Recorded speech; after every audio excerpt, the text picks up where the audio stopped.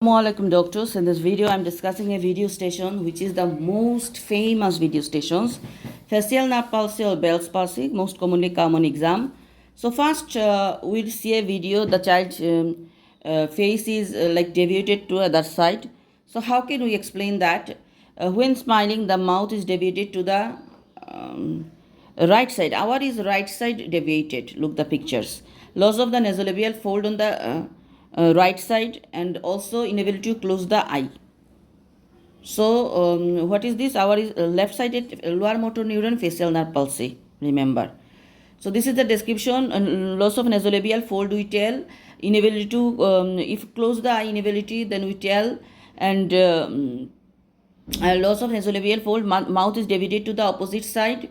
This is child is active, average for age, outpatient. It is not an emergency. Inability to close the eye. When smiling, this is happen.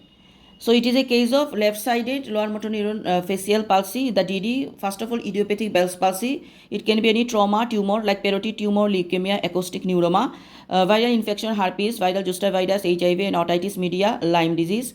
If it was upper motor neuron, causes could be tumor, trauma, any cause, ICP, stroke, infection, Mobius CP.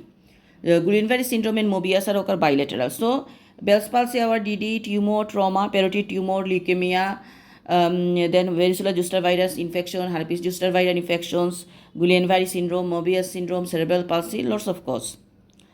Lyme disease. So what is the history? We'll ask here. Onset, course and durations preceded by any trauma, history of any rash, otitis media, mumps, herpes zoster infections, infection through the ear, upper respiratory tract infection associated with any CNS problem like limb weakness, sign of ICP, history of any travel, any history of sick contact, history of any chronic illness like sickle cell anemia and hemophilia, hyperacusis, decreased lacrimation and altered taste.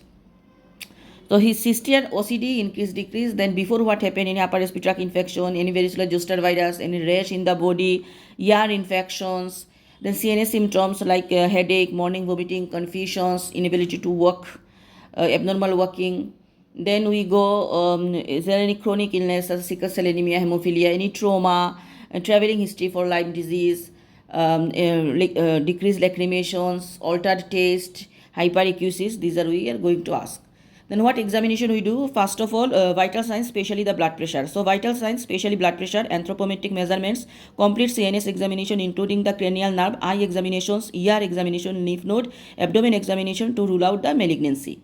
So complete ER, eye, CNS, complete ER examination, eye examination, first blood pressure, anthropometric measurement, neurology examination, cranial nerve examination, abdomen examination for lymph node.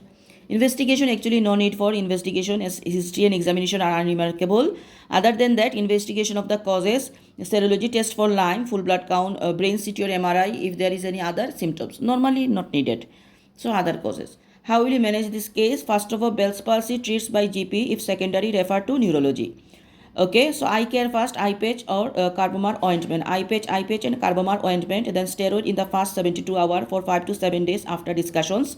If herpes, gives oral acyclovir. Follow up after 4 weeks. If no improvement, refer for MRI brain with focus on brainstem. If any neurological signs or symptoms, consider early immediate imaging and follow up morning, monthly till recovery. If recurrence, that is immunodeficiency, exclude HIV. So it is a GP treatment, then go the neurology, eye covering by eye patch, carbamar eye ointment, 72 hour first steroid, if herpes, acyclovir oral, severe IV acyclovir. After 4 weeks, if not improved, go the MRI brain. If early any CNS symptoms, we do MRI early.